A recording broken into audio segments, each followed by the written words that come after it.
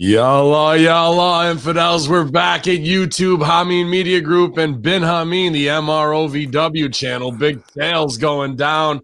And these are the Steves I know, infidels. And it's TikTok, never the nuts, never the Glock, just some nuts and a cock, robbing motherfuckers. And then we kill them block when I step through the fog and I creep through the smog. Because it's Snoop Doggy, dog. Yalla, infidels, doggy style all morning long here on your Friday locker room. It's the only way you're going to get over with Strangler Steve. Yeah.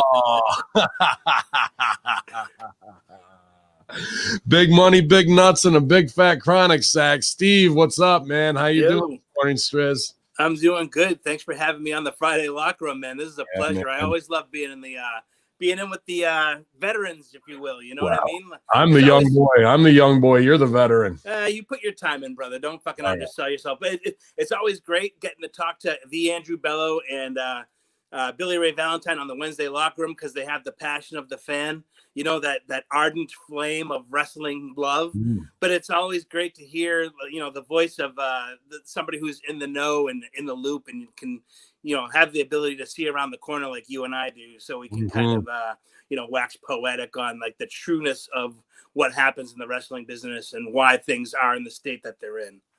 I agree completely. I laid it down on Russo brand on the Raw and SmackDown review of what I thought happened Monday. We'll follow up on that today. I definitely want to hear your thoughts and see. I'm almost 100% sure they'll line up with mine as we talked briefly off air. But yeah, man, the Friday Vet locker room, the day after the madness that we told them was coming, man. I don't care. The old I told us so, but I told us so. Whether it's talking to Jacob Allman about SmackDown when he thinks numbers are going to go to a 3.5 and they're at a steady 1.7, and they smile on their face and goes, we understand all the problems you're telling us. We're hoping for a positive, creative solution. Yeah. How'd that work out 18 months later for you? Oh, you didn't see this leftist road we're driving down and what the destination was at the end of it? Oh, absolutely, they all did. And yesterday they saw it come to fruition, whether it's theater of the absurd for whatever audience and they're bussing in Antifa trying to put it on, conservative. It doesn't matter. It's more theater and it's more bullshit problem, reaction, solution. And when they're putting a gallows outside of the Capitol, people are like, unfriend me if you think this is all right. Dude, I'm a Jeffersonian level patriotic Hitchens level atheist, which means I don't go in for any of your mind control church bullshit that God is creating this country for whatever reason. And at the same time, you're using that for mind control to try and seize fucking power. And that means you don't have any fear of the peasants. Well, guess what? The peasants will build the gallows and put the fear in you. So yesterday, whatever they want to fucking lament about on mainstream news, and this is the darkest day. This is one of the realest days in America after 40 years, 60 years of assassination and cabal bullshit being run by a fucking secular group of families that have used dozens of mind control opportunities and war profiteering opportunities to line their pockets and think they were going to become the ruling class. Well, now they can be hunted where they sleep. And to me, that's a beautiful day. Yeah, I mean, if anybody has been around longer than a minute, I mean, anybody can. If you went to high school, you learned about the French Revolution and let them eat cake. You're living through history again. This is the history repeating itself with, power grabs and money grab and, the hostile takeover of your personal rights as not just an American citizen, but as a human being on the earth. Like I was talking to my wife about this yesterday, like she was saying, you coop everybody up for an entire year, you destroy industry after industry. And what do you think is going to happen? And when you have, quote unquote, both sides, which by the way is the same coin, regardless of what side it claims to be on, saying, one side stokes, hate against the left, one side stokes hate against the right. So we're all in this, beating each other up. Meanwhile, they're all laughing on Capitol Hill until shit like yesterday happened. Right? Right. And then they all start, get ushered into the basement. Oh, I thought the basement was a bad place to be. Didn't we? Everybody shamed Trump for being in the basement like 2 months ago. And now all of a sudden, hey, you and we're in the silo right now. And this whole left-right paradigm bullshit that people have bought into for the last 100 years is such a bunch of bullshit that I wish people could see through that crap and look at it like myself, I've always been an independent thinker. I'm a registered voter, even though I'm very disenfranchised with the entire system. I understand what it really is, but you need to think critically on your own 2 feet and do your own research. Don't just listen to one MSNBC or Fox News or even Newsmax and think this is the way it is. You have to research and see what the truth is of going down here. Look, you have to have the ability to look around the corner and say, what are they booking for tomorrow? And that's, I think, why our strength is. You and I, being in the wrestling industry, not to say that it gave us, extra wisdom, but as you in the wrestling business, your job as a booker is to plot out a year's worth of business and what's going to get people to react and get money out of their pocket to go and watch this thing happen. And you've seen problem, reaction, solution in wrestling forever now. And now, like, you're seeing it in politics. It's clear as day. And when you have cable news networks that are 24 hours a day, 7 days a week, having to come up with more and more and more angles to perpetuate this fear that you have to tune in to watch, simply so that they can raise their ad rates, so they can sell Scope and fucking Listerine on television at a higher rate. It all becomes very apparent of what it is we're seeing there. They just want you to be glued to your television so you can find out where to hide and who to be afraid of and point fingers at for blaming everybody. But essentially, we're the ones that allow it to happen, because you saw yesterday, there's more of us than there are of them. Yeah, and that was a tiny slice yesterday. That's what I'm saying. Representative, and here's how clueless the media is. They're not being Gene Okerlund and getting the promo. Now they are making themselves the character of lament, right. And these incredible images we're seeing coming in. I just can't. You absolutely can believe it, you cocksuckers, because you were the ones driving the Uber to destination fucking Destructo. Right. You know what I mean? And then so they're the ones stoking the flames. I want to see that same thing yesterday happen at Fox News, at CNN, and I just watch Matt and them running out in total fear, because without that fear factor, nothing changes for them. And if Anderson Cooper's got to get strung up and fucking hit with baseball bats for 5 hours, so fucking be it. So be it. Yeah. Put it on pay-per-view. CIA operative worm and the damage he's done to this fucking entire world. Yeah, they're all complicit. Media, I was going to say, is 100% complicit in stoking people's insanity. And if you're a person that ends up getting to that level of, you're listening to these people and you're eating out of their hands, shame on you for not being a critical thinker and seeing what they're doing to stoke tensions. All it is just them, playing with your emotions and pulling your strings to make you react in the way that they want you to react. It's the person that stays cool in the cut that can oversee the entire layout and go, okay, this is completely bullshit from top to bottom. Those are the ones who are going to survive all this, the people who keep their heads cool. Freedom of speech, gone. We're pulled from Twitch. Freedom of assembly, not after last night. Full lockdown in DC and whatever else they want to do. There's a reaction and solution. And freedom of the press, what a fucking laughable joke that is. And the thing is when all three of those are gone, what's the next one on the list? Yep. And the thing is that they have mastered the plan of making the citizens be the ones that ask for the removal of these fucking amendments of the Constitution of freedom. You go to a college, you can't say that, you can't say this. Well, I'm a huge proponent of freedom of speech, and even if I don't agree with you, I'll respect your right to speak your mind. It's up to the person who's listening to be the one to decipher, is this bullshit or is this something that has any kind of credibility to it? And if you cannot decipher that, if you do not have that mental filter, fucking shame on you. Well, that's the thing. They stopped the mental filter of, I'm the one who gets to decide, and is trying to quell other people's language. Well, what the fuck right do you have to tell me anything? Who the fuck did you ever beat, queer deer, at Twitch? Yeah. Like none of that's going down. And they know what the end game is. The end game for them is queer deer gets fired. Hamin Media comes back on with an untouchable channel, and we do what we want. But they want to push, and this is just one little our own in-house thing. They keep wanting to push these things every which way they go. And when it comes back to fucking destroy them, they're like, oh my God, how could this be? And it was us. Fuck what was you. Fuck what was everything that happens to you. It is all just desserts. And you knew it was coming, but you want to play ignorant while you just keep needling the whole time, year after year after year after year. And now here it is. Yep, they're getting exactly what they wanted, essentially. But I would love to have a mole in like the fucking press room where these guys all sit before they go on air to go over their angles for the night. You know how all those like talking points sometimes get leaked out, and like, here's the Democratic talking points, here's the Republican talking points, and like the agenda that you see being laid out, like regardless of who's president over the last several years, like you said, since the Kennedy assassination, it doesn't matter if it had an R next to their name or a D next to their name, but the essentially the push has always been the same, of pushing towards this fucking socialist communist agenda of less rights, less power, less community, less property.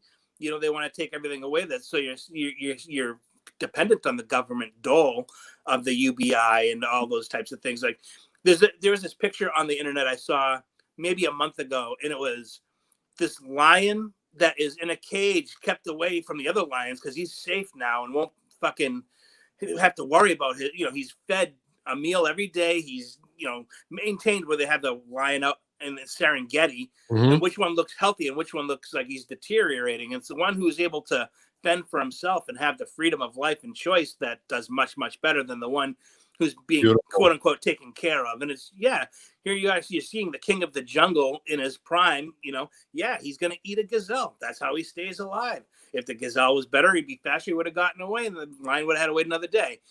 The one that sits in there and gets the fucking quote unquote UBI, this free steak every day, he's withering into nothing. Give a man a fish, he'll live for a day. Teach a man to fish, he'll live forever, right? Or eat forever. I love that, especially all you guys out there know, all you young lions, this is your kingdom.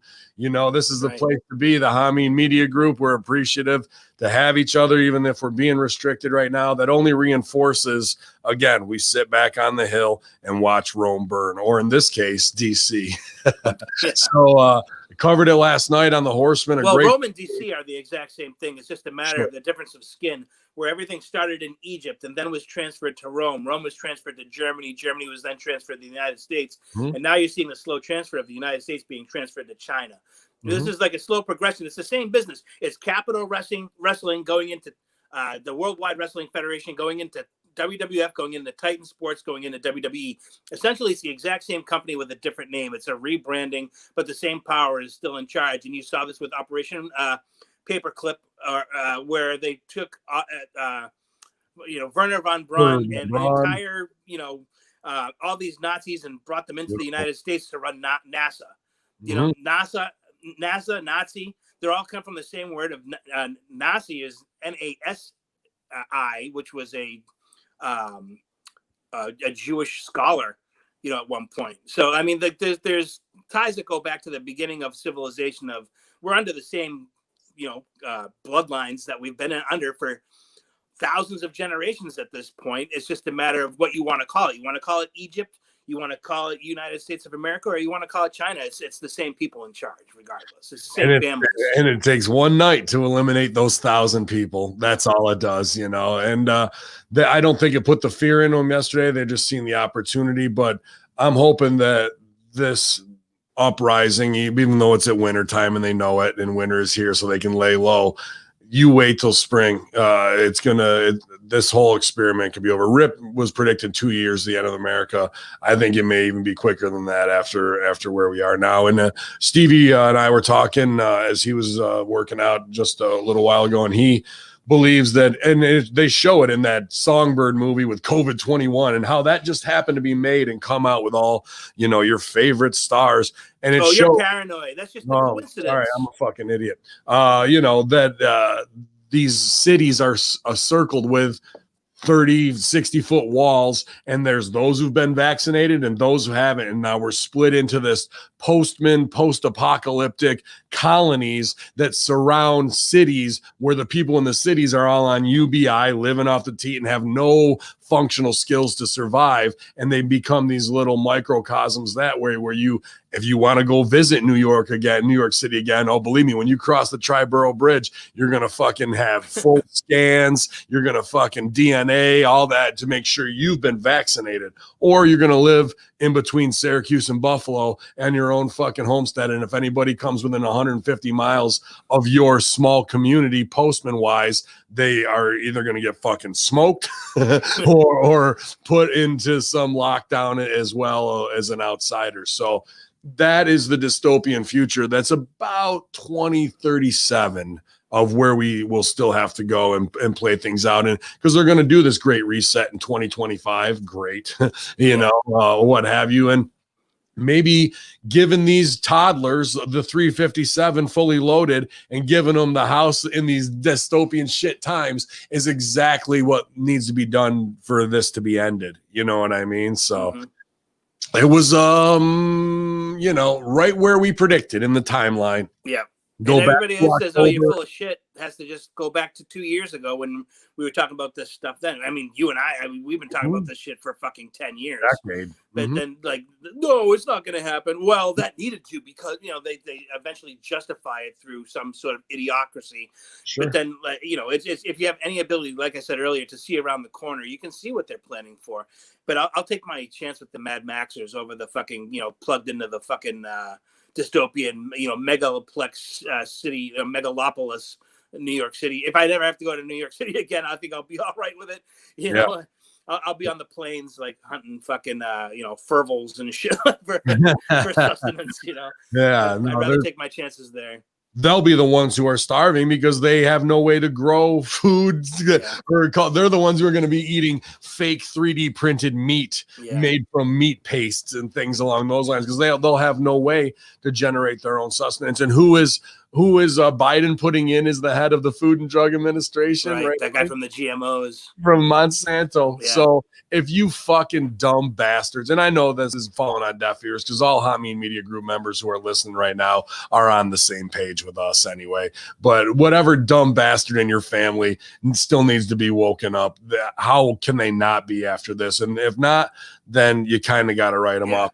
I got to say this, and I've talked to you about this, and this is just one of those small things in my own psyche that plagues me, and this really has nothing to do with, well, I guess it does.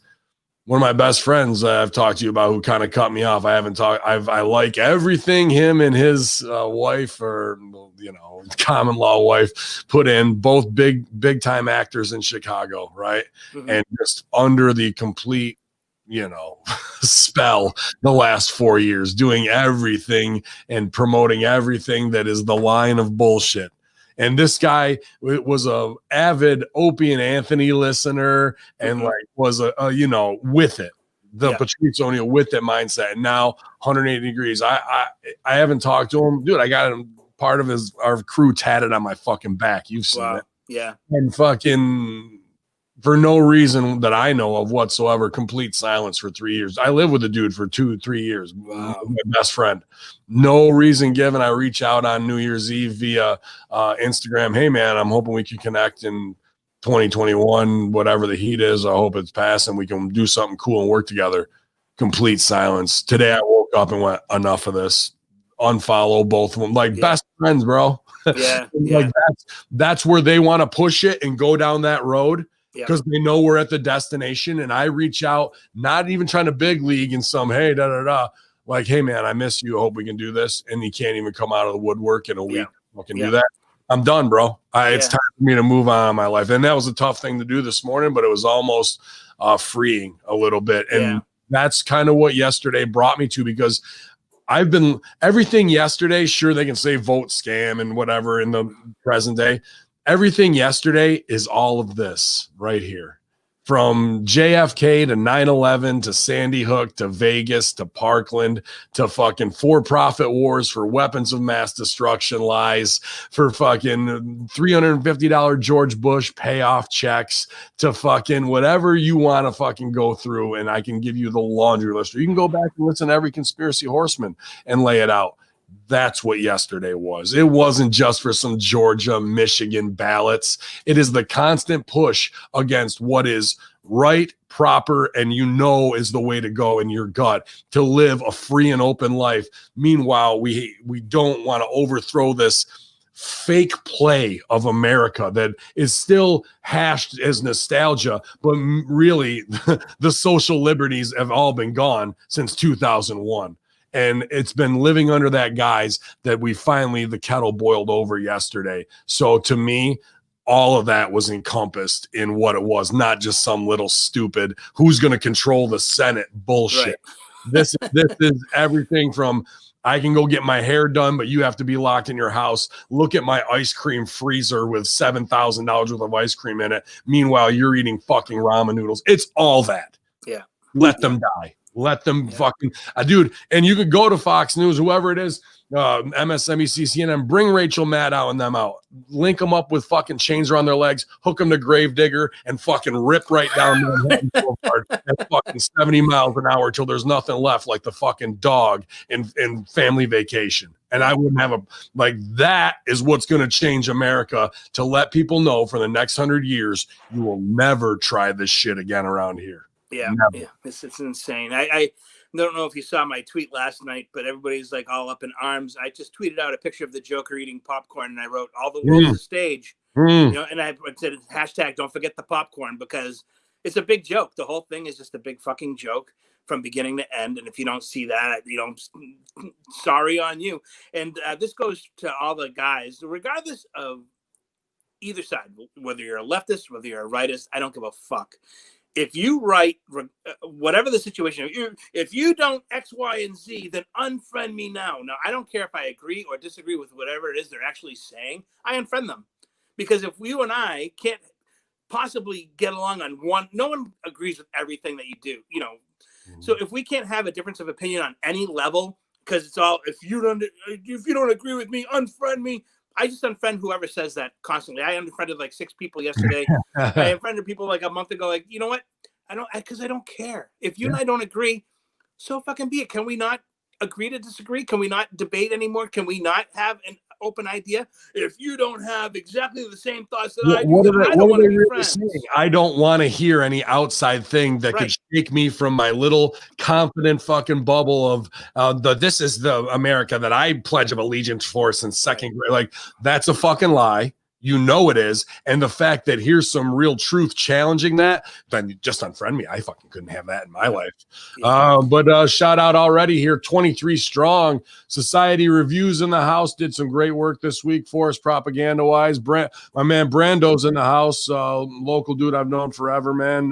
Kaz, obviously our other propaganda artist. Media M5, Frank's Pickle Barrel ass, always hitting strong in here, man, early in the morning. Craig Thomas Horsley, all the great interactors, nobody worth to remember. Well, let's not say that. And Rat Salad Review, our own affiliate over there at Hamin Media Group, Infidels, doing a real big Friday locker room. Hamin Media Group. But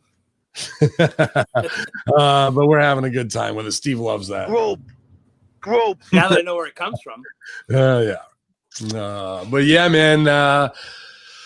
Crazy shit. Last night I watched the first hour of AEW. I'll be back with MSG and the Chris Silvio this afternoon, so I'll watch the second hour. I was just watching Snoop Dogg bring down Cody, and then I hear Snoop D-O double Jizzy hits the dog splash. So we got that to fucking get through. But yeah, man, I would say, with the exception of 9/11, and maybe I would put the Oklahoma City bombing up there. Yesterday was the third biggest day in American history in the time we've been alive. Oh yeah, for sure. It's definitely up there. It was like one of those moments that you're gonna have to see. It's gonna be a part of ever, like that dude with the horns standing, you know, at the top of the desk there, like with his, you know, that picture. Like now you say, now I have to look at. I thought this morning because that picture was everywhere on every feed. I'm like, this is gonna have to be a part of my life now for the rest of my life. It's like almost assault to me that I have to see this and be fucking PTSD'd every time I see this fucking picture. You know what I mean? Because they're gonna fucking bend you over and fuck you in the ass with this photo fucking 700 times to Sunday this week alone, just so they burn it in your memory forever. Just like seeing like the second plane explode in the South Tower, whatever tower was hit secondly. I'm sorry, I don't remember which one, but it's like those things that they're crafting their narrative right now. So you're gonna have to always see that image in your face. The day America went dark, and January 6th will be a day that will live in infamy in 2021. And like, this is the 6th day of January. Boy, I wish it was 2020 all over again. Like, oh, here we fucking go. Yep. So like when Obama became president, you had people putting memes up of George Bush, W. Bush, miss me yet? And then as soon as Obama's no longer in office, and you have Trump in office, then has pictures of Obama, miss me yet? It's like, oh, would you fucking please just let me live my fucking life without having to see this shit 24/7? If you line up Clinton, Bush, and Obama right next to each other, like chest to back, you could probably get all three of them with 130-06 round right through the fucking chest. I don't think it's going to slow down. Perhaps. Save some money on ammo. Dude, we're there. The riot squad, they're not protesters. They're calling them rioters. And again, that is just another reason to turn the hate and do the V for Vendetta on what he does, the BBC knockoff, CNN, MSNBC, Fox, they all got to burn. So I'm hoping the next one of these riotous acts, as we are in civil war, make no mistake about it. At this point, well, they'll be eaten alive by their own, like they were during the George Floyd thing when they were pulling the CNN letters off of the building in Georgia. So they can't help but shoot themselves in the foot every chance they get. And the more that they're on TV, this 24/7 news cycle, the more that they're going to be complicit, and the more that they're going to stoke their own haters, and then they eventually will be eaten alive. The Frankenstein's monster will come for them. What is it? God Bless America? Was that Joel Murray's film that pretty much outlined this kind of from the falling down single man and his daughter's standpoint, where they go on a dark revenge filled, like righting the wrongs of society kill spree? It's a Bobcat Goldthwait film, a very dark comedy, but check it out. I think God Bless America is the title. Joel Murray, but that's just that's an individual perspective. Now they fucked up and got everybody together because of it. And, we've got some demands. No bread, no water, just meat. That's all he wants. That's all he needs. And that's what we're going to get at the end of the day.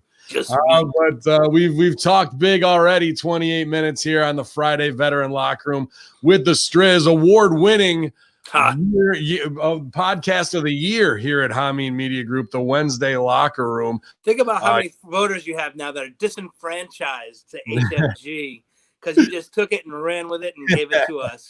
What are you gonna do, man? I haven't heard one person speak up and go, you know what? That was bullshit. Conspiracy Horseman is the best. Because if you listen to Wednesday Locker Room, no one's gonna go, well, he's got a fucking point. Yeah. To me, Wednesday Locker Room is the heart and soul of Hamin Media Group Interactive and community, and what you do and what Billy Ray does on the conspiracy side and what Bello does to keep the wrestling and even on his political side. Everyone's got great pet projects, but they come home to the Wednesday Locker Room in the middle of the week. That is a foundation and pillar show of the Hamin Media Group franchise. And that was an easy call because that's who I voted for. And if I'm Conspiracy Horseman of the Year and our show win it, I can do whatever the fuck I want. Hey, it's your name on the door, brother. I won't argue with that. No, that was really nice of you to do that. I do appreciate it. And I'm glad that a lot of people do like to reach out to us every Wednesday and say how much they like the show, and they tweet at us and tag us all in that, and that's really cool. And we're just building up our own little community, and we do try to make it seem like its own little kind of island show. And I do think it does that really well. It does stand out on its own 2 feet, I do believe. But I'll tell you, man, and I've said this on the show this week, and I tell it to the guys in our private chat every week, like, it is getting fucking hard to talk about Raw, man. It's bad, bro. Every week it's like a challenge. Like I think I sit there and go, I can't just.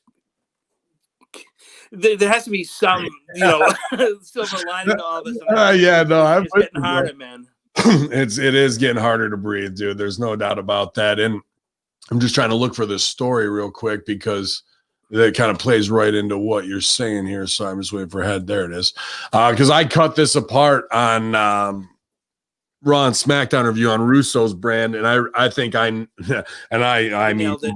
I brought it up actually on the Wednesday Locker Room this week. About, it's exactly what must have happened. Vince wakes up in the middle of the night, decides he wants to change 2 segments, but didn't change the last bit of the business, and kept Goldberg in the wrong spot. It was 100% what happened, because if not, then that makes Goldberg a heel for shoving a babyface champion on his ass. And Drew looks like a pussy now, not fucking retaliating, because if a babyface gets pushed, push comes to shove, so not hitting back or whatever, it hurts Drew's credibility. And it already took a ding this year, having to do a 2-week job to Randy Orton before getting the belt back. So And that was supposed another to be a moment with all the veterans pointing, the legends pointing at Randy after he gets pushed down. But it wasn't Randy. It was Drew who did Brother, We Love You with Hogan earlier. So the madness inside McMahon's mind is gone completely insane. And not even the fact of that, too, to double down on that, we left on Alexa Bliss about to be burned by Orton.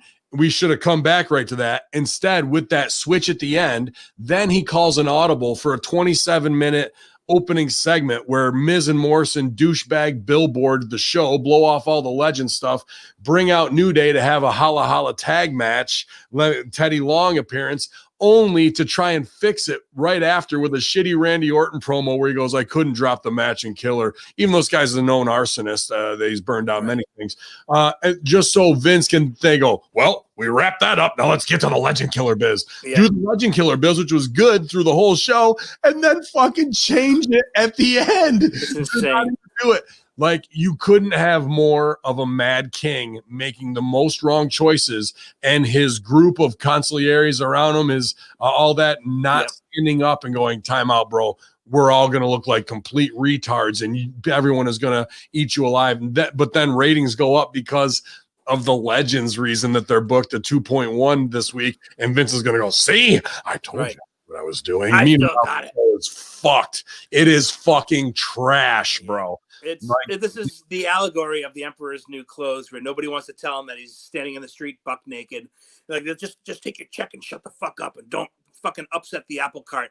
What they're doing is managing the demise of the business and trying to take as much money out for themselves while they can, because they don't want to stand up to the fucking Emperor and have him be like, off with your head. You know, there's zero defense of what happened on Monday, and it's ridiculous to think that Vince is really losing it. He's 75. He's burnt himself out into a complete nothingness. Mm-hmm. He's trying to fucking produce like 11 hours of live content every week. I mean, this is a ridiculous workload that even 8 guys that are 25 would be burnt out doing this shit. So I don't know why he thinks he can do this. They've copied and pasted the same format for years now, where they go to commercial break at the exact. You could take a stopwatch and you can pick off. But not even that now. That format, they're fucking the creative in the format. Yeah. So even the predictable format is shot. I'm like, how worse could you do, bro? Here's a shitty piece of example. At one point during the main event match between the champion Drew McIntyre versus Keith Lee, and they're having an all right match, and all of a sudden it takes everything for Drew McIntyre to fucking pick up Keith Lee on the outside and powerbomb him through the table. Oh my God, we're coming back right after this, because they do that every time there's an outside spot or a dive. We're going to break. They come back from the break. Keith Lee is back up on his feet in the ring, putting heat on Drew McIntyre. Like, wait a minute. This motherfucker who's 400 pounds is just laid out against the table, power bombed by the champion, who 280 pounds, 6'5" muscle man. And here he is back up on his feet with no explanation given. Mm-hmm. What? So there doesn't need to be psychology in wrestling anymore, because this is the number one company and the number one primetime, wrestling spot. And it doesn't need to happen, apparently, because you don't need to learn psychology anymore, because they don't apply it in WWE anymore. How's that working out for them? Right. It doesn't work out, because you get, like you said, they're up in a 2.1 thinking, we got this in the bag, baby. Like, meanwhile, they opened the show, like you said, it should be the cliffhanger of what happened to Alexa Bliss, but you get it. I don't know if it, like, how you watch it. You don't watch it on show. She wasn't even on the show. You don't get the cable feed, so I'm not sure if you get every single point on the show. Like Billy Ray watches on Hulu, so he gets an abridged version. I watch I see it all. Did you see the Hulk Hogan part where they really opened with his cell phone? With the H phone, bro? Yeah, like, brother, I do Instagramming and Facebook on my phone, dude. Like, what? First of all, that's not funny. 68-year-olds aren't funny. They're not cool. They're not hip. Hulk Hogan is nostalgic. He's not funny. He's not cool. He's nostalgic. They go out there and say, hey, brother, hey, dude, not I Instagram on my phone. See how woke I am? The H phone and that type of, what was that even? Stupid. It's not an iPhone. It's an H phone, dude. Like, all right. So are we selling these? Is this something that we're going with? No, it's just the stuff. It's just the way to kill somebody. Vince got a new iPhone 12. Somebody got it for him, Declan and them, and he's pumped money. And he's the iPhone. How about the H phone? Let's do that in that spot. Like, I can see it being as that fucking retarded grandfather level. Yeah. That's why that spot is in there, bro. These guys have to stop thinking they're funny. They have to stop thinking they're funny. Whenever you think you're funny, chances are you're not. If you're not naturally funny, you can't write humor for somebody because the timing isn't there. They don't have the delivery capability to do it. Hulk Hogan was never a guy that did like comedy spots. He never. So to have him doing this shit, by the way, I couldn't even believe you even remembered all that unless they had like a cue card right over the fucking camera. And because half of the promo was his hands around his telephone. You know, he's looking, his head's not even in the shot, which is ridiculous. Did you see Tony Khan and Shivani's promo this week did you see Shivani reading it? Yes, it's disgusting. Like, you know who used to do that was Bobby Heenan. It used to drive me nuts. But like, even a guy that's been on TV for 30 years, how are you doing that? Like, push your lips together for Christ's sake. Like, how do you not know you're doing that? Don't you watch your own shit back and go, wait, let's do that again? Who's an owner reading a fucking promo off a teleprompter? Oh, it's so fucking terrible, buddy. Oh, it's so perfect. The decision to go ahead with Drew McIntyre versus WWE Hall of Famer Bill Goldberg at the upcoming Royal Rumble event was made on Saturday. According to Dave, they made that on Saturday and they couldn't fix that script in 48 hours. Everyone's fired. Meltzer noted that the match was penciled in as a new main event for WWE's first pay-per-view of 2021, a few days before Goldberg confronted McIntyre on Monday Night Raw. After McIntyre successfully defended his WWE Championship against Keith Lee, Goldberg came out and accused McIntyre of not respecting the WWE legends who came before him. He then challenged McIntyre to a title match at the Royal Rumble. That was all supposed to be for Orton. So even the way that our good friends over at Wrestle Stink are writing this is in a Mark idiot type of way. Shocker. They won't be critical of The Office because they want to get their free WrestleMania journalism passes. That's why. Yeah, well, they can suck two dicks. The Observer added that Goldberg showing up on Raw wasn't a swerve or a last-minute call because WWE brass decided over the weekend that they had nobody ready to face McIntyre at the Royal Rumble and felt Goldberg was the best choice. Goldberg previously called out Roman Reigns, and there are rumors of them facing off at WrestleMania 37. There's no word yet if WWE plans to go ahead with Goldberg versus Reigns. Goldberg reportedly has 2 matches per year on his WWE contract, which runs through 2023. Good Lord. This touch hole had to smash his fucking head into a wall to come out and cut a promo that wasn't even for the right guy. Right. This guy is terrible. He's always been terrible. And it's everybody, even fans were like, well, Raw was kind of enjoyable, except for the end. I didn't understand it. Well, yeah, because it was a total fuck job. And they're like, not Goldberg again. And I've heard that Drew is hot. Because they're going to put Goldberg over on him. Of course. And, I had heard that originally that the plan was for Goldberg to go up against Reigns, and Reigns was like, ain't happening. Yeah, I'm not doing a job to fucking Goldberg. This is just simply not going to happen. Why won't you say it? Drew should not show up for Royal Rumble. Yeah, I know, but here's the good thing is that if Reigns did do that, good on him, because he's sticking up for his fucking business, because he's doing a good job as the head of the family thing, and that's fine, and they could go way deeper. Like I've heard you say, like he can go a lot deeper with that character, but at least he had the balls. He'd be like, yeah, no, that's not going to happen. We're not doing that. So now, okay, well then fine. We'll have Drew do the fucking job. Like you're injuring this property. And this is why in 5 years we have the legends left. This is the perfect opportunity with Roman saying no. Then they try and put it on Drew. Drew needs this. This is where the solidarity to control your own creative needs to happen right now. And if Drew goes through with this and lays it down, then to be honest with you, I'm a huge Drew guy, always awesome to me, but he deserves everything he gets going forward in his career, or doesn't get to be at that level, because he didn't stand up for his business when he's on top, bro. Like, what's Vince gonna fucking really do? Come back and punish him like Lana? The people will be like, we're done. They're already saying that. They lost 540,000 people on Raw this year, down 26%. Yeah, they should be thanking the heavens above that they have anybody watching this crap. And I said to the guys on Wednesday, I'm like, COVID was like a fucking low-key blessing for WWE, because if they were out touring this shit right now, they wouldn't be able to give away 1,500 tickets to people sitting 3 hours of this shit. What was it beforehand? I mean, how quickly we forget about Hamin's Tarp Emporium. Exactly. I was saying that to the guys. Like, remember when people were taking pictures and tweeting them out of pictures of the hard cam side? There's not a soul over there, and they were trying to. They'd have 1,500 people who had bought tickets, and they'd have another like 3,000 that they papered the house with. and nobody stays to the end. You can see that it's getting thin. Even on camera shots, you're seeing it slip through because it's that apparent at this point that there's no way that this shit would be drawing anybody at this point. Maybe they kind of shot themselves in the foot by going to the big arenas and shit like that, because whenever there's any kind of blip in business, that's going to be tough to keep those places full. They should have just stayed in like the Capitol Wrestling Center or whatever it was. There was no need to do any of the shit. Like, even when they were drawing, they should have gone to smaller buildings like Manhattan Center or the ballroom, because it seems more intense, it seems more intimate, and it seems more exciting that way. But no, they have to be the biggest deal because they're Vince is a fucking size queen. He's always been a size queen. Biggest guys, the biggest muscles, the biggest buildings, big, and it's impossible to maintain that. So you're reaping what you sow. Yeah. You put out fucking shitty creative, and here's another point I had made on Wednesday, is that it's not the talent's fault. Everybody, all of our listeners have to realize that WWE has some of the greatest performers in the industry right now. The fact that they're being given the crap that they're given is not their fucking fault. They should be speaking up, and maybe they are, and it's just going to deaf ears. But there are some really amazing talents in WWE, and I don't want to shit on them. It's this fucking horrible, quote unquote, creative. It's funny they call it that, but it couldn't be further from creative.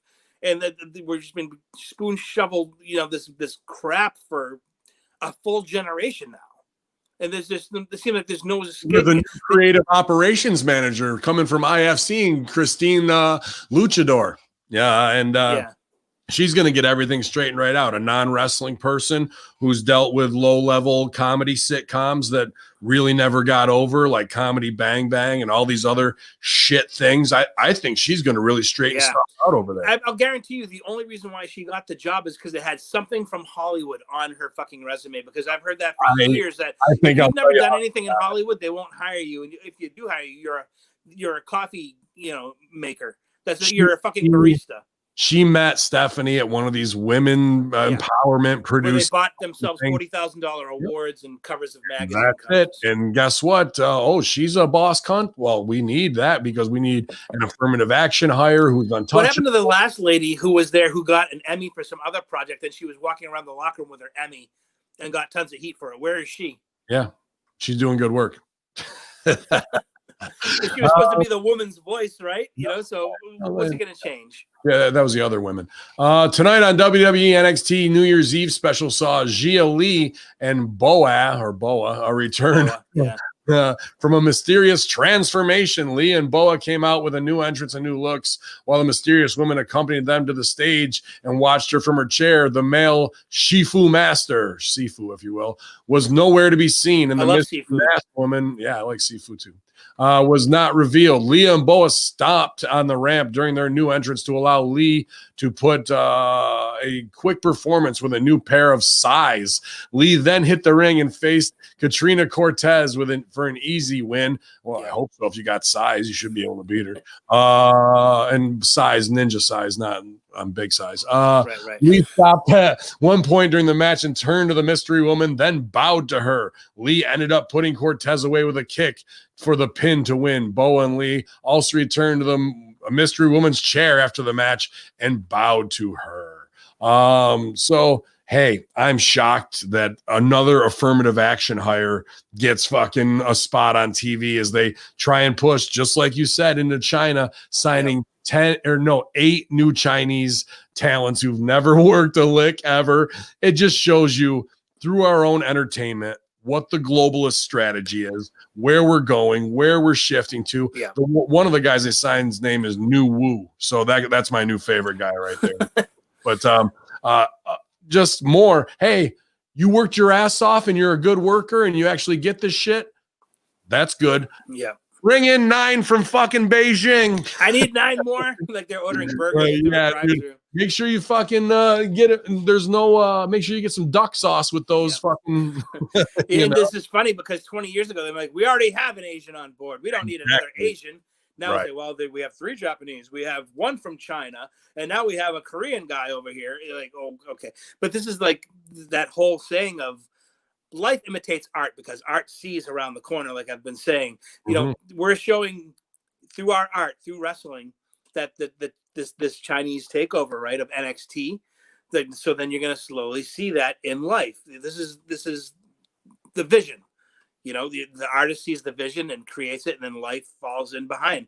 This is like the slow fucking lead to the slaughterhouse, if you will, or like just saying this is predictive programming being shown on TV right now. I 100% agree with all that, dude. MLW drops a hint for the big angle. Apparently MLW's Promociones Dorado founder Selena De La Renta announced that she'll be in charge of next week's Fusion episode. I don't know what any of that is. So she said the man of 1,000 deaths she's going to resurrect him to her promotion. It's been noted that Muertes will make his debut in the company soon, but there's no word what the date will be. So yeah, man. Mil Muertes. I know you are pretty into the Mexican lucha scene and indie scene that way. So this seems to be a pretty big deal for that micro. That's the guy that played Macias in TNA and AAA. Oh, okay. Hell of a hand. In fact, I saw him in Mexico City at Triple Mania. I think I want to say it was Triple Mania 17. Probably, oh my God, about 10 years ago. He worked Dr. Wagner Jr. in the main event, and they fucking tore the fucking house down. Macias is a hell of a worker, and the stuff he did in Lucha Underground was nothing compared to what he can actually do. So hopefully in MLW you'll actually see him do a lot of some really good work. He's getting a little older now. He's in his early 40s. In fact, he was injured for a little while, and they ended up having to move the date for Triple Mania at one point just so they could have him on the show because he was that big of a draw. Now, he was like the top guy for maybe 5 years down there. So he's a hell of a hand. I hope he's healthy enough where when they put him in the action, he can see an angle through from beginning to end. But he and Cibernetico had a huge feud even before the Triple Mania stuff in 17. But this guy's a huge name in Mexico and in Puerto Rico. He's actually Puerto Rican, but he made his living in Lucha Libre in Mexico with AAA. Okay. So, maybe MLW is just trying to reach out to a more Latino-based community because, the fans of Lucha Libre will follow talents around like WWE hoped they would do when they signed, a couple of people from AAA from CMLL. Yeah. So 33 strong here, as above, so below at youtube.com/Mr. OVW and Hamin Media Group. Who would you book over in that Dr. Wagner Jr. or Slick Wagner Brown?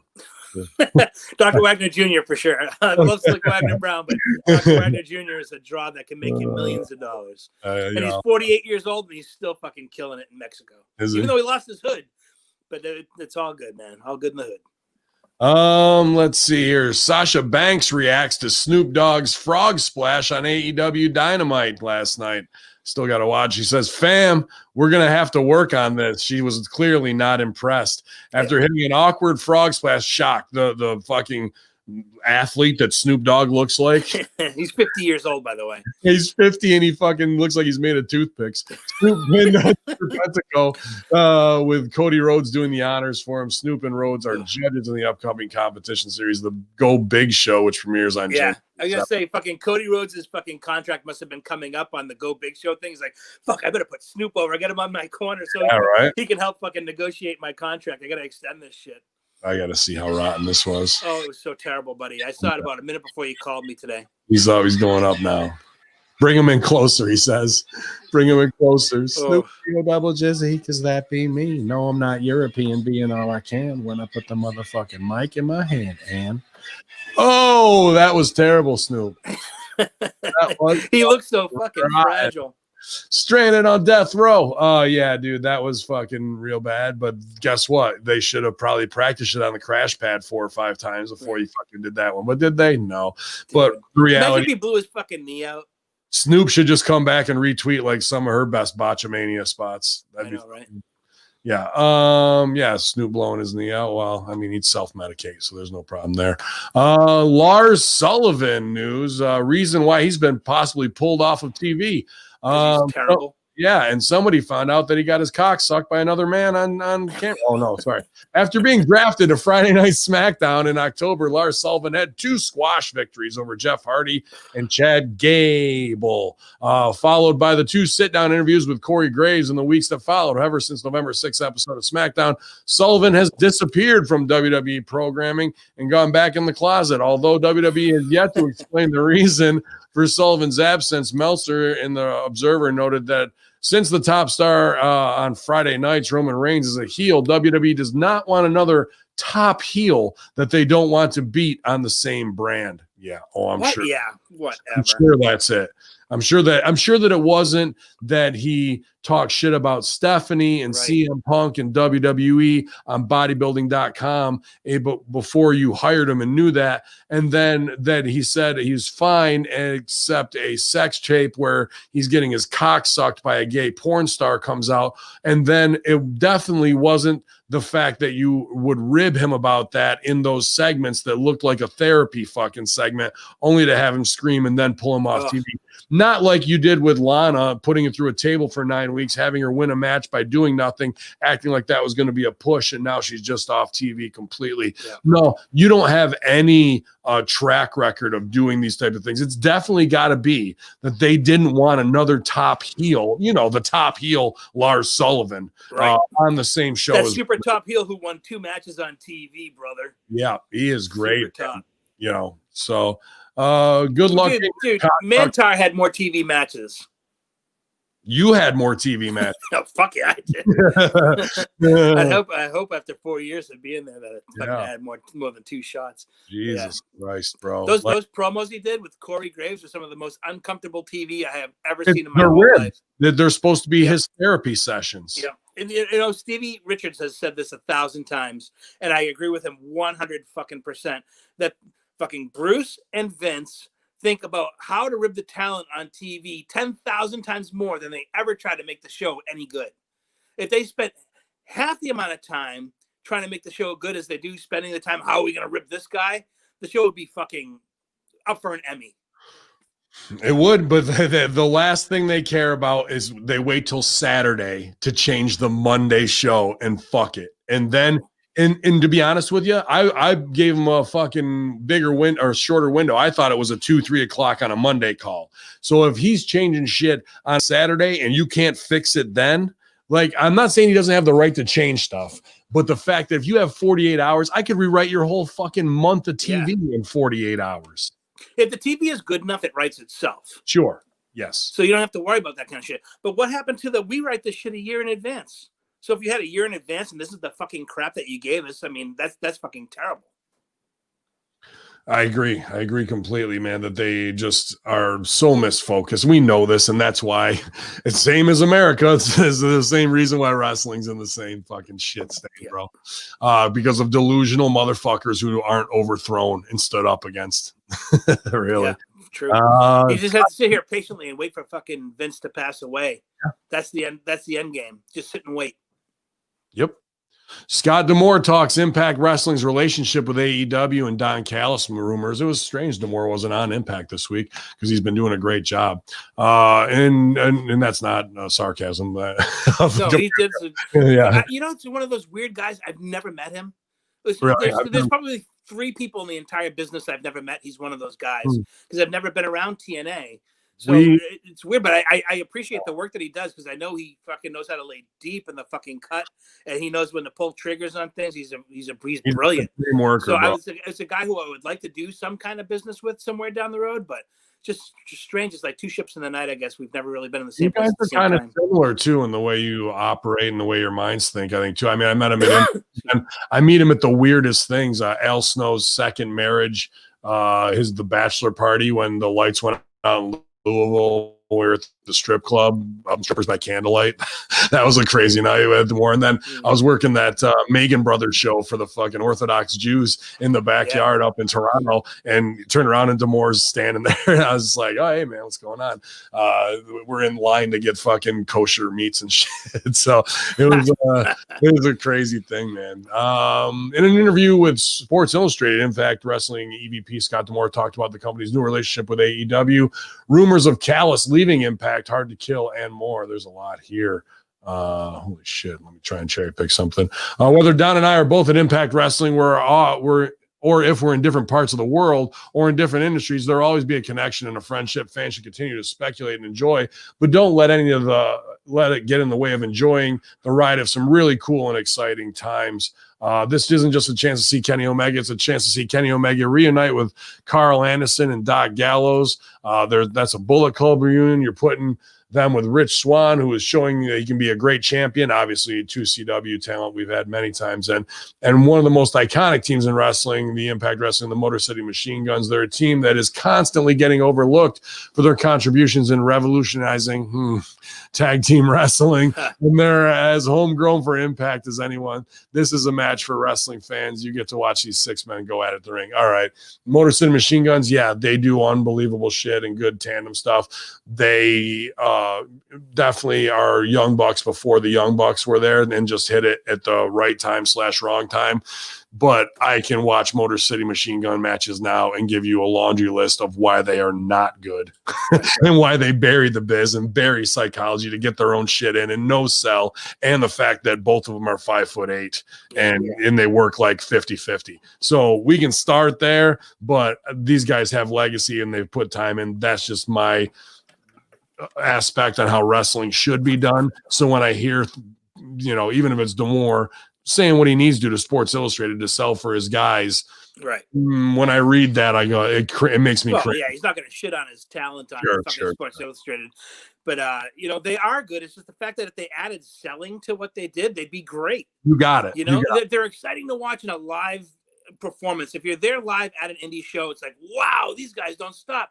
They're human pinballs. But if you take into context what wrestling is supposed to be, wrestling is about the art of the sell. And if there's nothing to sell, there's no sympathy and there's nothing to gain from the crowd. It's just pops on moves. And that really is why they were never over to the level that he's saying they should be recognized. And I think TNA is a little complicit in this, in the fact that they would give these fucking tag matches 3 minutes of TV time, but there'd be 4 tag teams involved in one match. I used to text Frankie Kazarian and be like, what the fuck is going on there? Like, you guys don't sell shit. You do all 900 things in 4 minutes.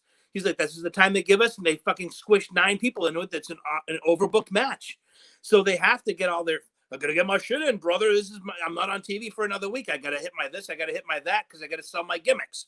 It's like the survival rate of wrestling. Like, I got to make X dollars. To do that, I have to be over. To be over, I have to get my fucking shit in so I don't look like I'm getting squashed. To not look like I'm getting squashed means I got to do 6 moves when this guy does 12, So it's like this fucking momentum that eats itself alive that's not maintainable. And we've seen that throughout the course of wrestling, where now the main event matches and the heavyweight matches are all doing the same thing because it all started from, well, we only have an hour of TV time. We have fucking 80 guys under contract in the back that we got to get on the show. Well, first of all, don't contract 80 fucking guys. If 1, you can't afford them. 2, you have no place for them to be. And don't squish them all in 4-minute matches. What fucking sense does that make? But how'd you like to pay not that Vince doesn't have it. How'd you like to pay the travel just for the legends? Fuck that, dude. I know. I always think of everything in relation to 2CW is like, oh my God, all these plane trips. Who's picking these people up? I hope Hogan doesn't mind, being squished in a hotel with 3 other dudes.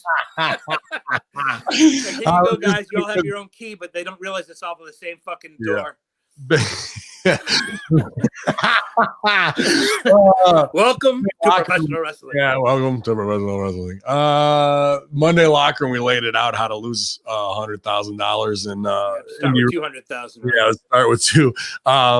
But yeah, I know you want to keep some of those secrets close to the chest, but I hope you do your own rant on the Wednesday Locker Room again this week with it. But that goes right in it, because that's been your part of your job at 2CW, getting all the trans, making sure Kevin Graham's going to get these guys and fucking get him to the hotel and whatnot. I just looked at that big fucking semicircle of talent there and went, wow, what a logistic fuckhole that was, only to not have them pay off their business in the fucking end segment. The whole thing was for nothing. It was for shit.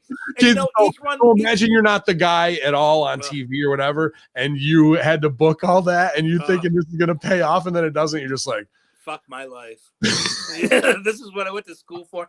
But then you think, each person that sat in one of those chairs thinks they're the biggest fucking thing that ever happened in the business and expect to be treated as if. And it's like, it's mind-boggling because it made me think of the first 2CW pay-per-view when we had Tajirian and we had all these talents in, and they're getting shuffled in this big bus that Kevin Graham is driving. It's that big 15-passenger bus that we rented. Yeah. And like, I'm not going to say who, but somebody who wasn't on the card, a wife of a talent who thought she was queen fucking shit, was trying to be like, we need to stop here. We need to stop here. We need to go here. And Tajiri is saying to my buddy Rayon, an Australian kid who lived in Japan, who was coming over to be the translator for Tajiri, but we gave him a spot on the card as well, who was a decent hand.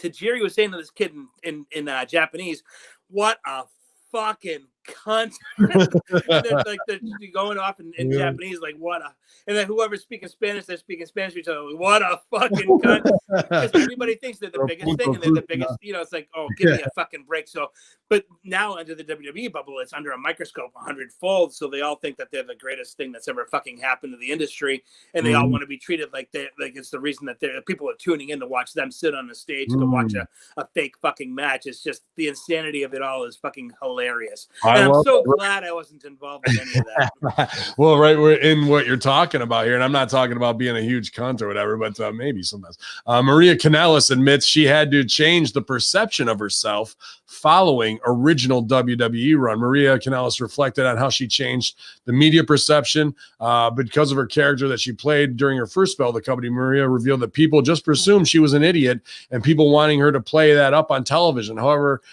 she credited her appearance on Celebrity Apprentice as helping to change that during an interview with ROH Strong podcast. Quote, the WWE had me doing a few of those things in the past where people were surprised of like, oh, I didn't think you would be able to. Or when I was on Celebrity Apprentice, everybody thought that I was an idiot. And I was like, no. And the producers wanted me to play an idiot on the reality show, which I was like, that's not happening. It's silly. But then once I started transitioning out of WWE and decided this is new to me, this was the new me and was going to be a character or whatever, it took a little while because I do these interviews after WWE released me and people thought I was an idiot.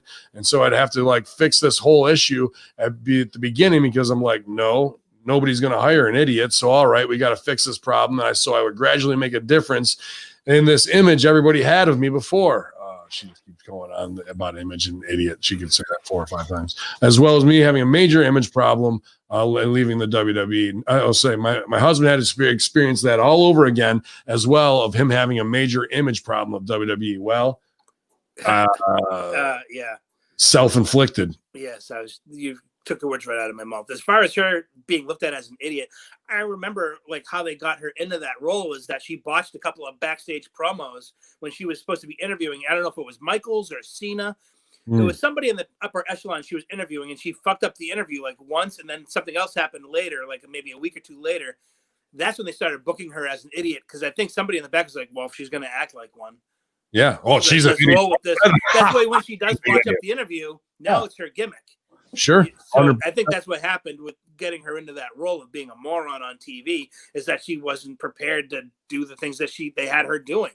So, I understand the fact that like once she figured out, how it is, it takes that time to get comfortable on camera where you can hit all your points and be sharp. They should have had her ready for that before she put her on TV. So shame on the company for putting her in that position to begin with. But then they had to roll with that. Yeah, you do have that perception when you come out of the company that, yeah, you're the happy idiot. But I never watched the show, but I did hear she was actually a really good player on that Celebrity Apprentice. And I do think that did help her, reconstitute this new image for herself, which is kind of cool. But like then they have WWE kind of come and double down and have her be like, well, no, I'm not just like a cutthroat business person. I'm also a fucking rip-roaring cunt and make my husband hate his life. So, they go from one extreme to another with WWE. Right. Yeah. And, I talent handled them when they came and they worked that show in Syracuse and they had the little dogs. They're all, she was great, man. Yeah, they're easy to deal with. There was no diva stuff at all, but then everything. I'll give her credit. Just a sidebar, not to interrupt you, but I had to go through her because I went through Mike because I knew Mike since he was 15 years old and he was breaking in with New England Championship Wrestling. In fact, I was the ring announcer for his very first match he ever had. Super nice guy, but yeah, kind of like flaky to a point where you try to get in some business done and he just isn't looking at his phone. Yeah. And I would go to his wife and I went through her and it was like, as soon as I sent it, the bubbles were there. She was already texting me back. So it was immediate. She was very on top of her business, very sharp, knew the industry, knew what to do, was good with money, and was very responsive. So doing business with her, it was actually a pleasure because it wasn't like I had to babysit. I always heard good things. I mean, I'd done shows with her at OVW before when she come in, but she was on TV shining at that point. But Paul Heyman is the one who saw the potential in what she could become, and she got over with OVW fans. That's what got her on the road. But I think both of them, like all of us, not just them, with his addiction or whatever it is on B12 after his, and they got these kids and they're still worrying about that shit. You know what I mean? It just shows like a lack of character to some degree. And even her, as sexy as she is, having 2 kids now, 3 maybe? Yeah, even? something like that. Then like, hey, right afterwards, I'm in a thong with my body, trying to get my body back in shape, even though my mom, like, what makes people in our industry have to like these confines of what it is, or I have to get this Botox because all these other cunts got it, and it's not. Let me just own who I am. I was a hot broad. Now I'm a mom of 3, and my husband. You know what it is never going to get his shine properly, and that's driving him nuts. So watch him do steroids to the point where it enlarges his heart. Now makes a fucking chance that he might die tragically if he does get back on pills. Yeah, but dude, think of how many likes she'll get. Think about how many likes she'll get when he dies. There you go. This is what I'm getting to. Collar and Elbow will put out an awesome fucking memorial shirt. Yeah, it'll be great. And then she'll make like 20 grand. It'll be fantastic. And it'll be gone forever, but 20 grand, right? Yeah, we did it. By the way, 20 grand is fucking nothing, by the way. Social media is a legal opiate. And people will do whatever they can to get likes because it's a dopamine release. So they're doing all this shit because they can't stand not being in the spotlight and not being the center of attention because they're not getting the likes. When you turn your phone on, look at how many hearts I got. People love me. Boom, boom, boom, boom. The fucking dopamine is released and you have that satisfaction. It's like having that cigarette or that fucking pill that will send you off into space for 20 minutes. That's all social media is, and it causes people to do fucking stupid shit so they can get what they need. It's like the fucking monkey that's willing to fucking stab itself in the leg to get the pellet of food to come out of the machine. That's all it is. There's this machine in Arizona. It's in one of these fucking cowboy towns where they have a chicken that sits in a box, and when you put a quarter into the machine, a pellet comes into a light turns on. When the chicken sees the light, it does this fucking dance to this little song that plays, and after the dance, a pellet is released and the chicken gets to eat the pellet. This is social media. You're dancing for the fucking pellet. The pellet is the like. You know what I'm saying? So they get the payoff through the like. It's not food, but it is a sort of sustenance through their brain. Come right back to it. Every fucking you need that dopamine hit. So when the light goes off, they do their fucking dance and they get their fucking pellet. That's literally all it is. You want to go back to the original conversation? Look at the German experiments for Nazism and mind control that got put into TV programming in America in the 50s and 60s. It wasn't just NASA and rockets. A lot more came over with them. And that is what you're talking about, are those dopamine hits of training these fucking rodents to go and do what they want them to do. Right. And now they've applied that to all of them. It's the cheese in the maze. Yeah. Find the cheese. That's your reward. It's Pavlovian. It's the clicking of the gimmick to make you drool because you associate that with food or satisfaction of some kind. So you hear the click, you drool because you feel like you already know what the payoff is going to be. Mick Foley, looking for that payoff, calls on WWE to remove Donald Trump from Hall of Fame as protesters storm the U.S. Capitol. Also, Foley, because that's what it's in his fucking peripheral, right? The Hall of Fame, the Hall of Fame, keep it pure.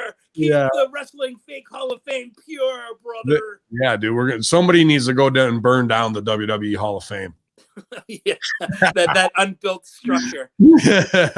So it's in your heart. The Hall of Fame is in your heart. Let's talk the worker side, whatever. Foley has been in a hotel, he said, for 18 days. Did he miss Christmas with his family as he was under COVID lockdown? So he's just sitting in a hotel driving himself nuts watching TV all day long. Foley wants Donald Trump removed from Hall of Fame. Trump supporters rallied outside the Capitol building, if you didn't know that. Hey, Vince, how about throwing this sorry son of a bitch out of our Hall of Fame? Foley tweeted, tagging Chairman Vince McMahon. President Trump released a video after police were able to remove protesters from the Capitol building, urging supporters to go home in peace. In the same video, he called those same protesters very special and said he loved them, while doubling down on his claims that the 2020 presidential election was fraudulent. Foley was not the only wrestling legend to voice their frustration on social media. Lance Storm on Twitter to shut down Trump's account, calling the company close to being accessory to domestic terrorism. Hey, at Twitter, at what point do you shut him down and stop letting him inciting a coup? You're close to being accessory to a domestic terrorism at this point. A coup is exactly what we need right now, and hopefully are having. But you know, Canadians, they should know more. And Mick Foley, what does he expect? Canadians still have a queen on their money, so the tyranny of the United States of America. Oh, wait a minute. 30% of my fucking tax dollars go to fucking fund the Queen of England. Too big of a pussy to stand up and say "fuck you, you old." Okay, listen. If you're a listener and there's fucking royalty, quote unquote, royalty on your money, please don't fucking tell me how to live a free life.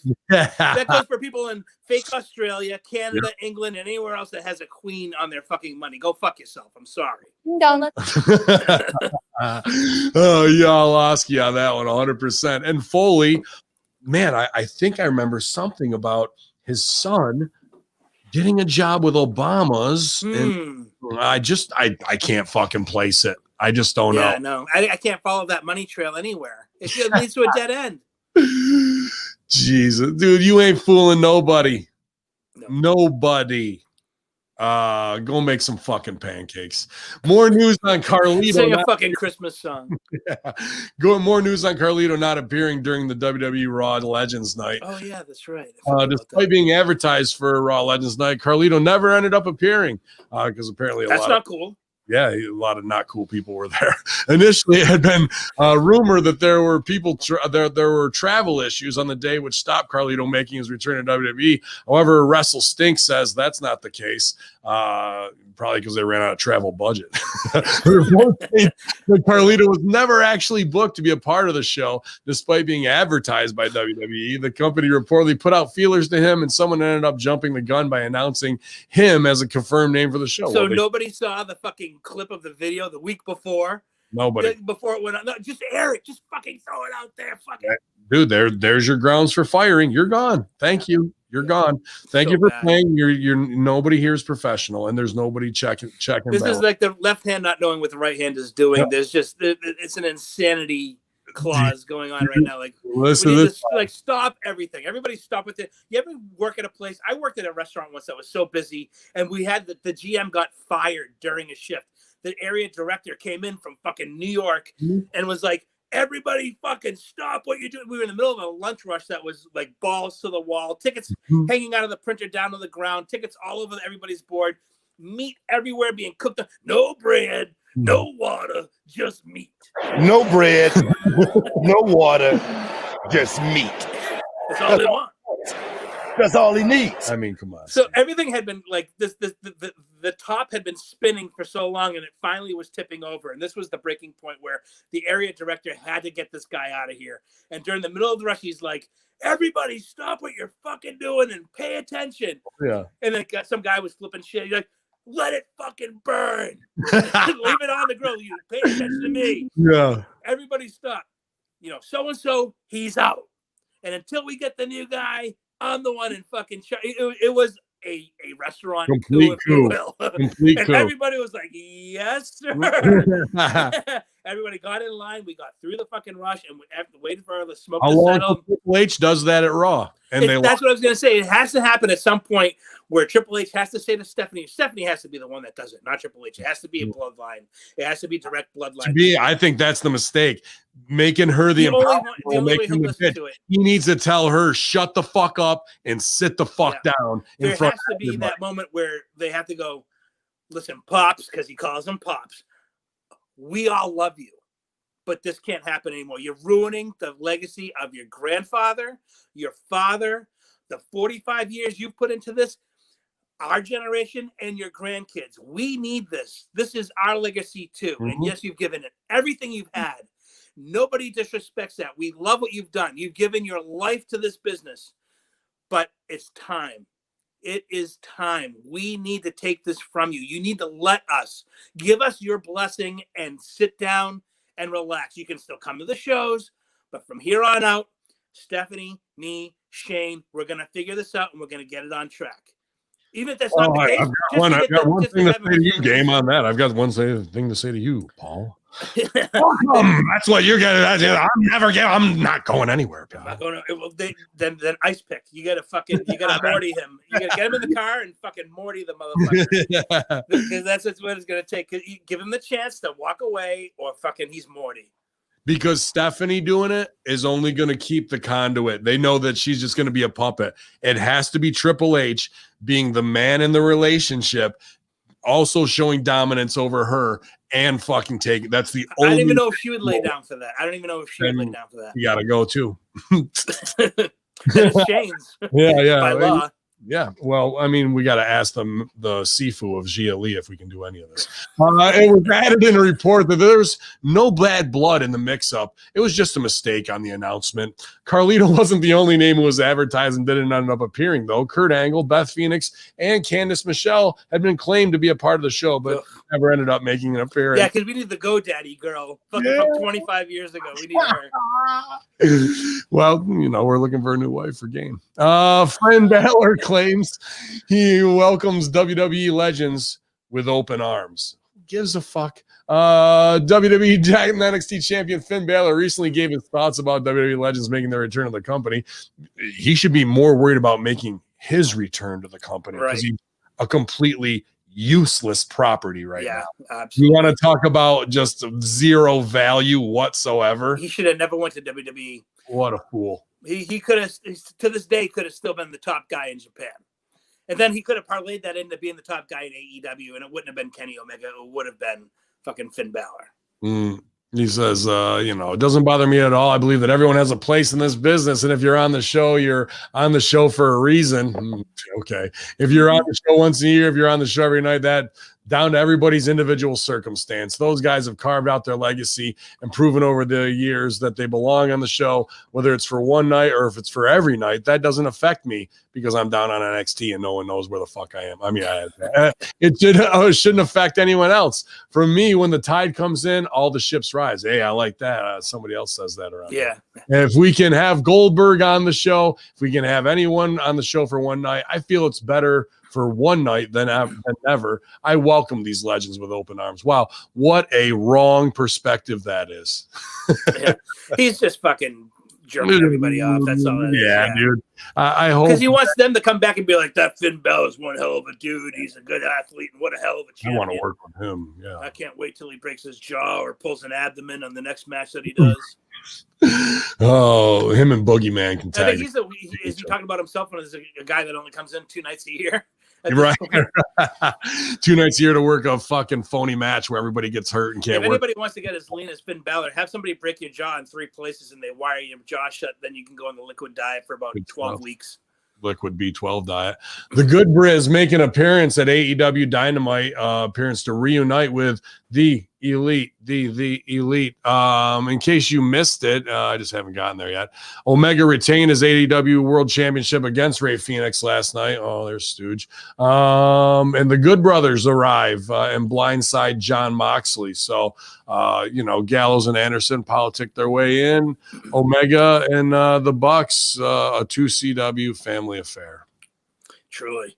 I didn't care about Gallows and Anderson when they were in Japan. I didn't care about them when they were in WWE.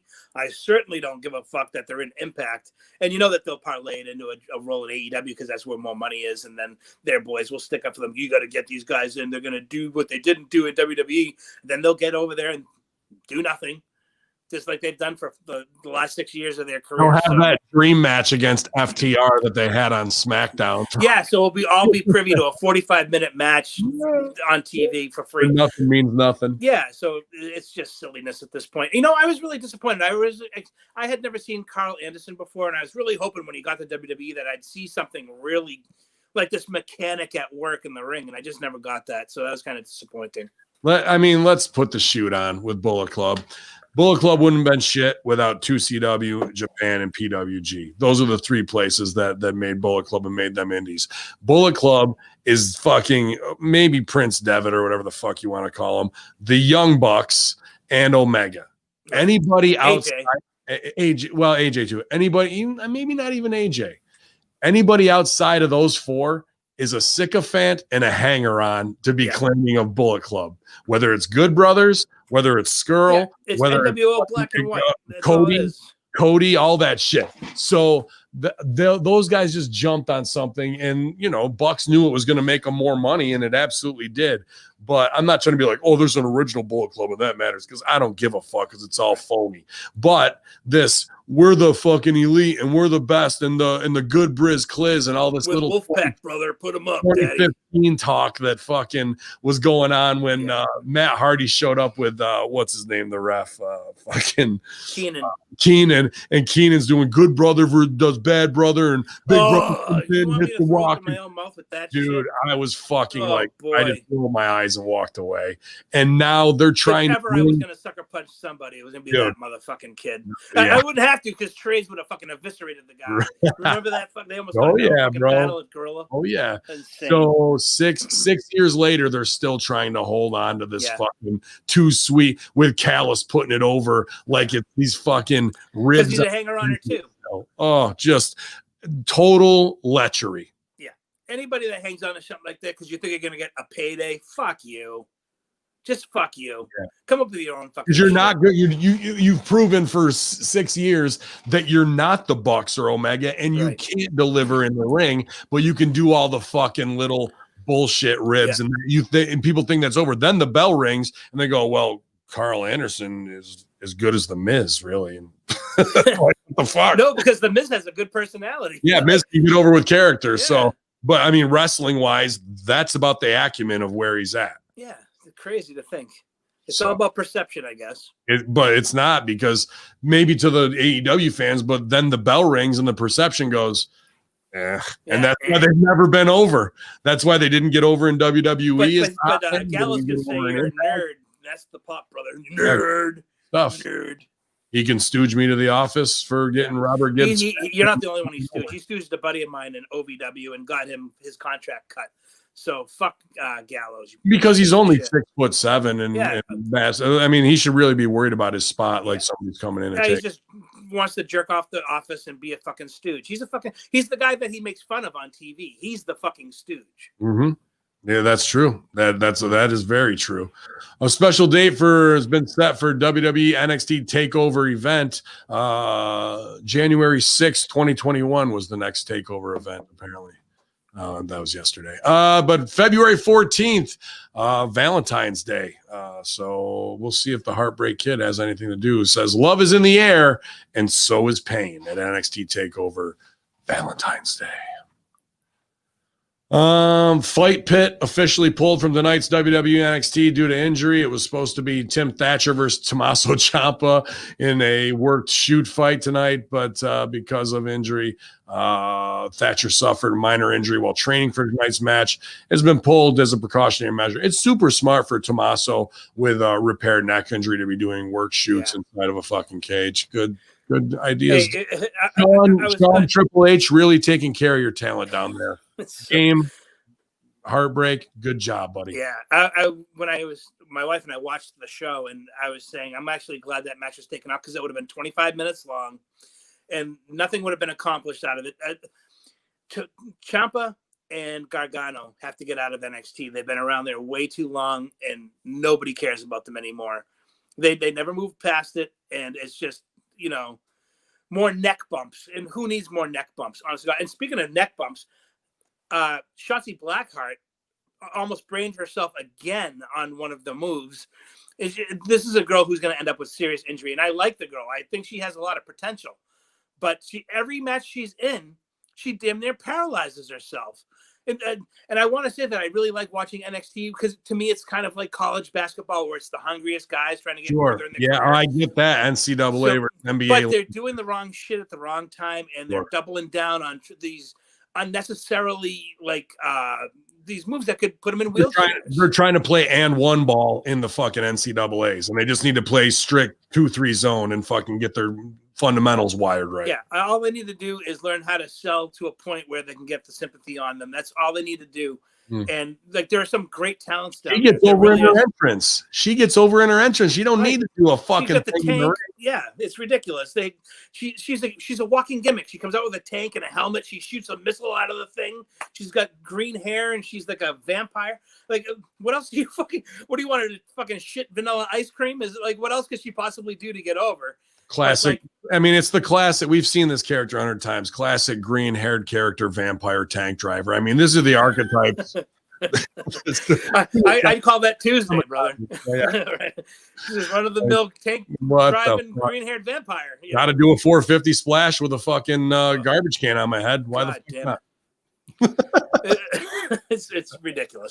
But anyway, like so she has like tons of potential. She has a good character, good personality, and people want to like her. There's no need to paralyze yourself every time you go out to the fucking ring.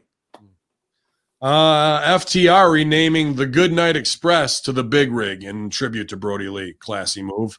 AEW's FTR has revealed they're officially naming the name of their finishing move from the Goodnight Express to honor Brody Lee. So I know Dex had put out that him and his wife had lost a child to miscarriage, and that Amanda and John were there for them big. So I know that he's got a very, very deep respect and profound love for Brody. So that's pretty cool, man. Regardless. Sure. I remember when they went through the loss of that miscarriage and what it did to Brody.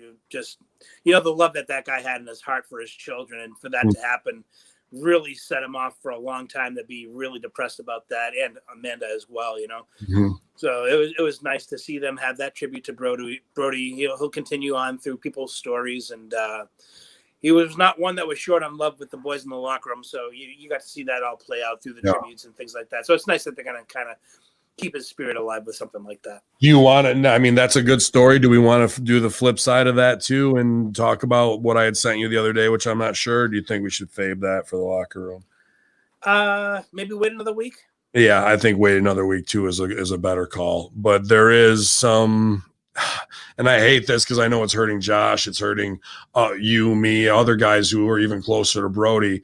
But whatever it was with Disco and whatnot, and Mitchell.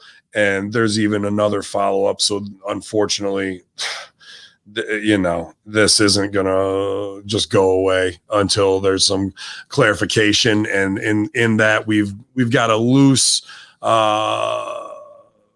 not stooge, I would say, but possibility. Right. And time will play it out, I think. And it's not up to HMG to be like, guess what I heard, especially right. As close as we are. They're still so fresh, and they're going to be fresh for a long time. They pick at them, and it's not going to change. Everything will fall into place when it's ready. Yeah. It's not going to change it for me to stooge right. When it'll probably, it might not even happen next week. When it'll happen, and I talked to Russo about this, is when AEW burns a guy and fucking kicks him to the side, and that guy knows the secrets, and then it fucking comes out, and it's not going to be pretty when it does, if it's true. I don't know. Well, maybe that's, I don't even want to get further into it, but like maybe that's why that Khan felt the need to really put everything over the top for the tribute show. Yeah. Stevie and I were a bit befuddled, and I needed to send it to you. You know what I mean? And I sent it to two other people, and all three of you, the response was one word: fuck. Yeah. Because it's totally believable, but it might not be the case. It's a chain of events. Yeah. So we'll hopefully not have to be the ones to stooge it. I want to let it sit and see where things go with that. Our final story of the day, we made it, Strangler, with Stevie Richards in the chat room as well, riding shotgun here, 41 strong on the Friday locker room. You ready for this one? Mm-hmm.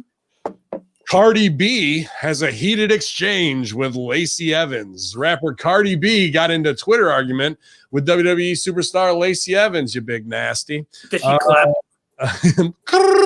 As noted at this link, the multi-platinum rapper fired off several platinum rapper slash date raper slash thief fired off several go girl. Related tweets after WWE Hall of Famer Tori Wilson name dropped her during a segment on last night's Legends edition of Raw. One of the tweets, Cardi had responded to the video of one actual segment of Tori and Garza joking with WWE chairman Vince McMahon. Better count his days because that was not how her WWE debut was supposed to go. She puts, what the fuck? Wearing face emoji, laughing ×4 emoji. This is not how my WWE debut was supposed to be. Vince McMahon, count your fucking days. She wrote, well, we're all hoping to count Vince's days. Evans responded to that tweet this afternoon, name-dropping rapper Nicki Minaj. Careful what you wish for, you nasty. We aren't at Nicki Minaj. You'll get sent home with more than a busted eye. Nail polish emoji, high heel emoji. I know, it's serious now. Evans wrote a reference to an incident between Cardi and Minaj that happened a while back. Cardi responded to Evans' tweet saying, a white woman could never put fear in her. So here comes Cardi B with the hurt business. A white woman can never put fear in me, sweetie. You got me fucked up. I was showing love to WWE whole night yesterday. I don't know where the fuck you came from with your unnecessary bullshit, Cardi wrote, apparently not realizing Evans was working a social media angle. Cardi has deleted the tweet, but she did add in a follow-up tweet. Wow, don't ever want to hear a motherfuckers talk shit to me again. Just getting real. Yeah, Evans responded to the tweet and had some strong words for the Bodak Yellow rapper. Bless your heart, I'm Cardi B. You got it all wrong. I heard debut and was giving you a friendly heads up. Pleading face emoji.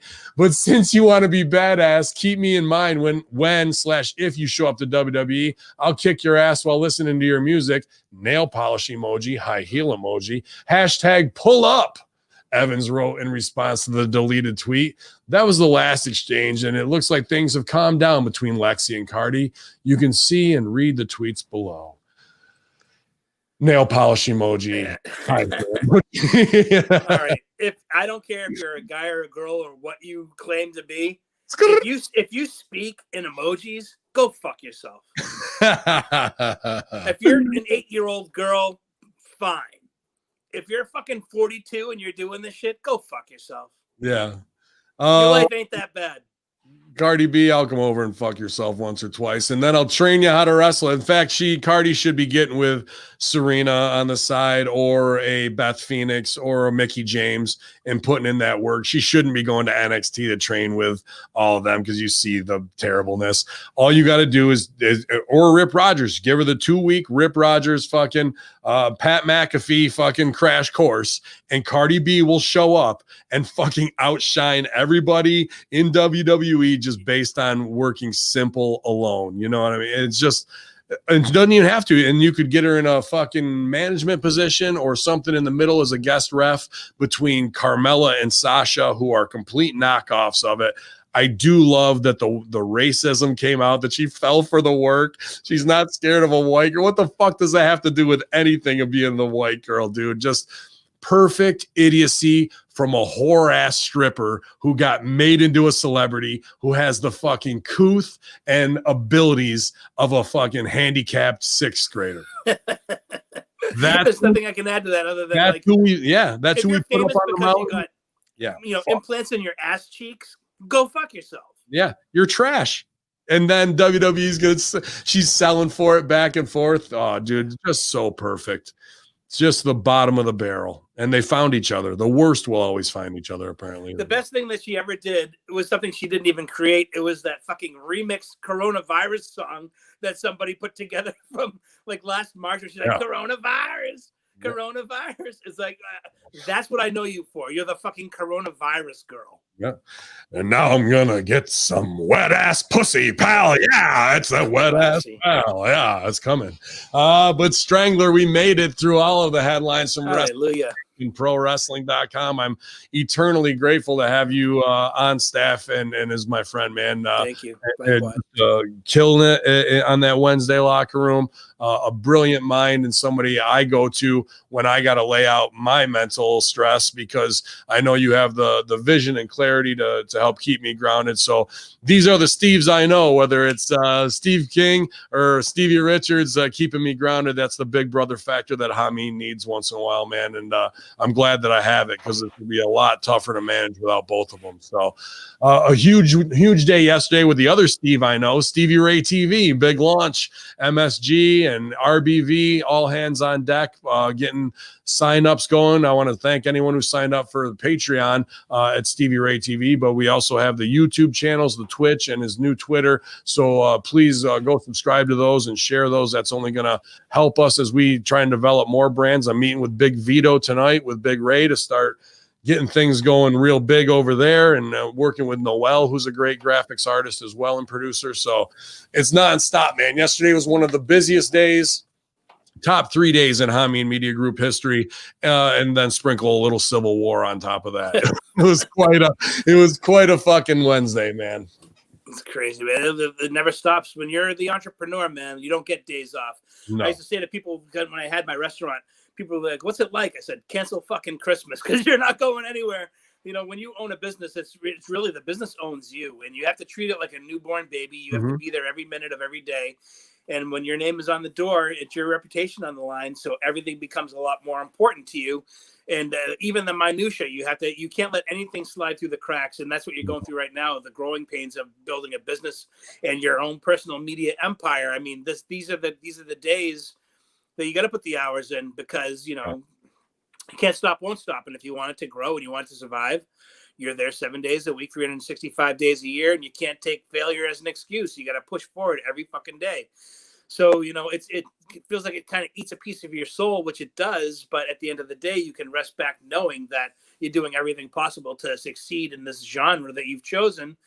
And it shows. It's a shining light, and people are coming to it on a daily basis. We're getting new listeners, new subscribers every single day.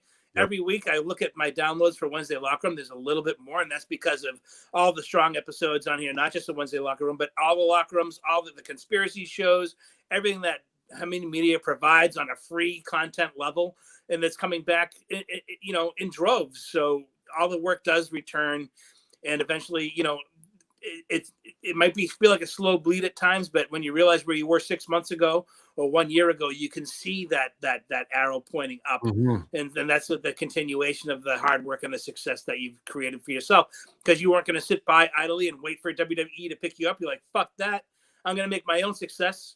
And you're doing that on a day-to-day basis. So I applaud you, and I applaud your efforts. And everybody who's putting in the work at HMG, it's showing. Even if you don't feel it, trust me, it's there. And if you don't feel it today, you might get it tomorrow. And it's a slow and steady incline. And sometimes you do take 2 steps forward and 1 step back, but that's still 1 step forward. So it might feel a little slower than you want it to be at times, but slow and steady wins the race, and you just got to keep the car on the track and keep pushing forward every day. And that's what we do here, man. And we're going to provide everybody with content, with this, whether it's wrestling, comedy, or fucking conspiracy, or whatever it may be. You're going to have it. You're going to wake up every day and you have new shows to download. I do it every day myself. I get up at fucking 3:30 every morning. I'm making coffee and I'm listening to everybody on the platform. And everybody's improved so much over the last 2 years. It's insane. So just imagine 2 years from now how big this thing's going to be, and everybody just has to keep everything steady. Trump's network. When we're running Trump's network and we're the pundits of truth, they've pushed it to that point, man. I appreciate all that, Steve. That's exactly how we're trying to make things happen. And now after 3 years of labor of love, when there's a little bit of a profit to be turned, and you're working with a bigger name wrestler, well, here comes 8 more with their head around the corner. Hey, what are they doing? They didn't want to be the first ones, but now they smell some profits. And nobody wants to be the guinea pig, but once they see the payoff, now everybody wants to be a part of it. Yeah, man. You can follow him, and you will follow him at Old Bitter Steve, and get involved with those Wednesday locker rooms interactions. Great fun polls and memes and interaction with all the Hamin Media Group members. Steve does a great job with that. OB1, you know me, and at Bello being Bello, your co-host of the Wednesday locker room. I'm thankful that Stevie's doing great things. He could join us today in the chat room, and that Strangler Steve was here to guide me through this match, because I needed somebody to lead me today. Definitely. I didn't feel like doing all the heavy lifting.